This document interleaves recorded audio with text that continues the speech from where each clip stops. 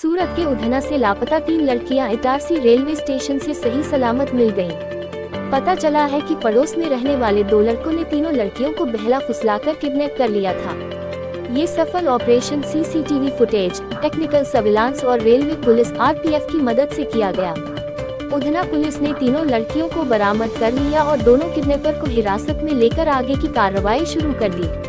कानन Desai DCP सूरत city police ने क्या बयान दिया, आगे सुने।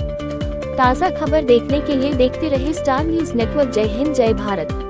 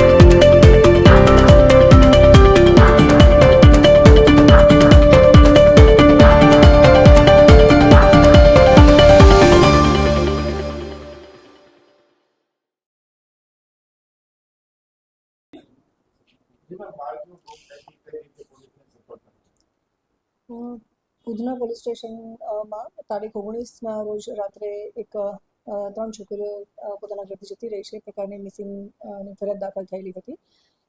આ છોકરીઓના ફેમિલી મેમ્બર્સ સાથે ઇન્ટરોગેશન કર્યું ત્યારે ખબર પડી કે એમની બાજુમાં જ રહેતા બીજા 2 ઇસમ છે, તેનું નામ છે મોહમ્મદ કલીમ અબ્દુલ લકલામ, શેખ, ઉંમર વર્ષ 22, જેઓ અત્યારે મજૂરી કામ કરે છે પટેલનગર ઉધનામાં।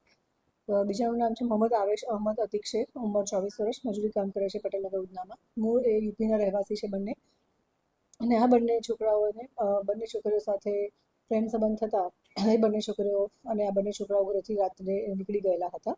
એની સાથે બીજી એક 13 વર્ષની જે બાળકી છે એ પોતાના ઘરમાં એને એવું લાગી આવ્યું હતું કે એના માતા પિતા એને બોલે છે અને ભણવા માટે અથવા તો એને જે બિહેવિયર છે એના માટે થઈને ઘરમાં જે માતા પિતા ટોકતા હોય છે એ લાગી આવતા આ બંને છોકરાઓ જે 2 છોકરીઓને લઈને જતા રહ્યા હતા એની સાથે આ 13 વર્ષની છોકરી પણ જતી રહી હતી।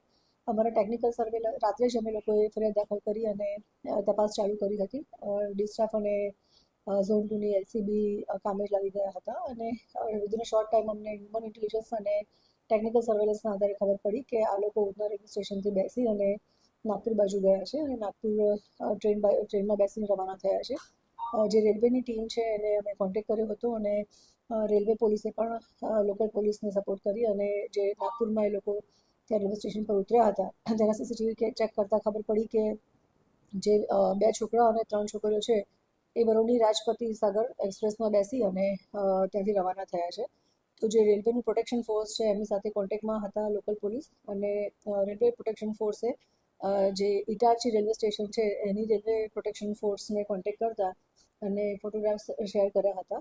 તો એ 4 જણને 2 છોકરા અને 3 છોકરીઓને ઇટારસી ખાતેથી ત્યાં ટ્રેનમાંથી ઉતારી દેતા અને લોકલ પોલીસની અમારી ટીમ પણ ત્યાં સુધીમાં ત્યાં પહોંચી ગઈ હતી અને 3 દીકરીઓ અને જે 2 આરોપી છે એને લઈ અને પોલીસ સ્ટેશન આજે પરત થયા છે અને દીકરીઓને પણ એમની માતાને હેન્ડઓવર કરી છે અને આગળની અમારી ઇન્વેસ્ટિગેશન્સ પણ ચાલુ છે અને જે 2 આરોપી છે જેમની નાની છોકરીઓને જે લઈને જતા રહ્યા હતા એ બંને આરોપીને પણ અમે અટક કર્યા છે।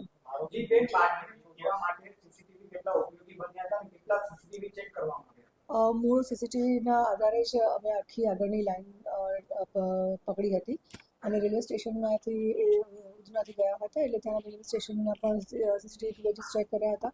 પટેલ નગરના જે એમનું ઘર છે તેની આસપાસના પણ સીસીટીવી ફૂટેજીસ ચેક કર્યા હતા, જેમાં ખ્યાલ આવ્યો હતો કે આટલા લોકો ત્યાં સાથે મળીને ગયા છે. અને ત્યાં આગળ ડાયરેક્શન ચેક કરતાં ખબર પડી કે રેલવે સ્ટેશન આવ્યા છે. ત્યાંથી ત્યાંના સીસીટીવીમાં જોતાં ખબર પડી કે એ લોકો ત્યાં આ રીતે ટ્રેનમાં બેઠા છે. ત્યાંથી જ્યારે એ લોકો નાગપુર ઉતર્યા ત્યારે ત્યાંના પણ રેલવે પોલીસનો કોન્ટેક્ટ કર્યો અને ત્યાંના પણ સીસીટીવી ચેક કરતાં જ આગળની અમને લાઈન મળી અને આગળ એ લોકો જે બરોની રાજપુરી સાગર એક્સપ્રેસમાં બેસીને આગળ જાય છે ત્યાં એ લોકોને અમે કેચ કર્યો. અત્યારે પૂરતું કોઈ ગુનો ઇતિહાસ અમારી સામે આવ્યો નથી. એ લોકો બંને બાજુમાં જ રહે છે અને મૂળ યુપીના છે અને લેબર વર્ક મજૂરી કામ માટે એ લોકો અહીંયા આવ્યા.